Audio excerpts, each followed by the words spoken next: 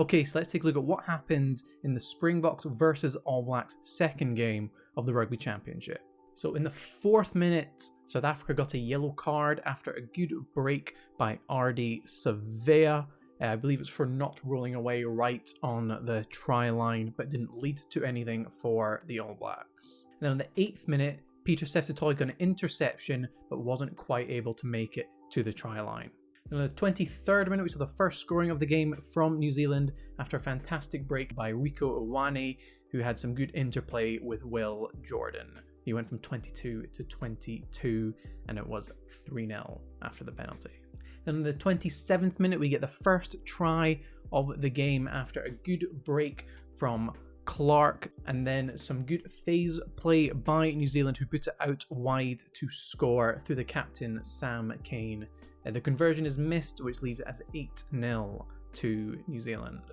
Then, not long after, on the 32nd minute, New Zealand score again after some nice phase play on the line. The New Zealand hooker gets over and scores to make it 15-0 to New Zealand, and it's starting to look like a bit of a rout by New Zealand, and South Africa must have been worrying at this point. But then on the 36th minute, South Africa strike back with a try. A maul down the left gets them go forward ball. They then put the ball through the hands, and Lukhanyo Am scores on the right side of the pitch to make it 7-15.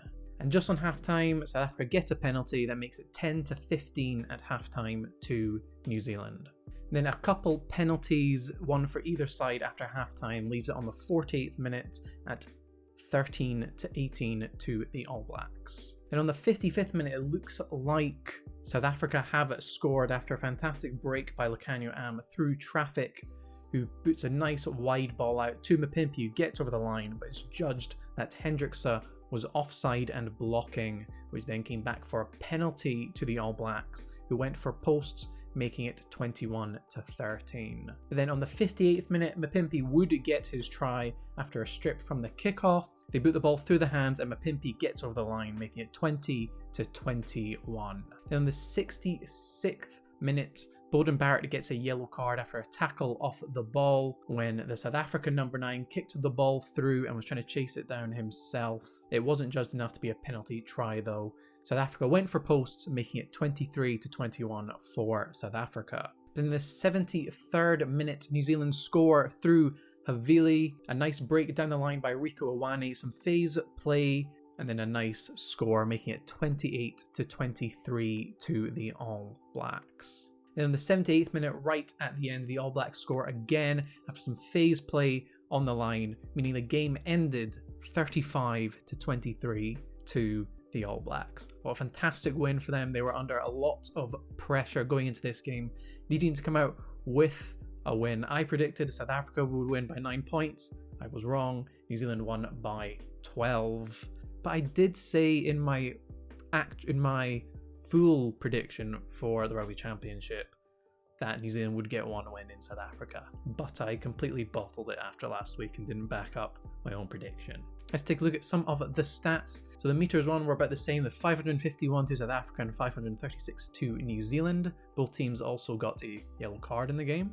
Possession was at 50-50 and territory was at 47% to South Africa and 53% to New Zealand. South Africa had 17 defenders beaten, where New Zealand had 20, just a bit more from New Zealand and South Africa, but around the same, where South Africa had 7 clean breaks, where New Zealand had 6.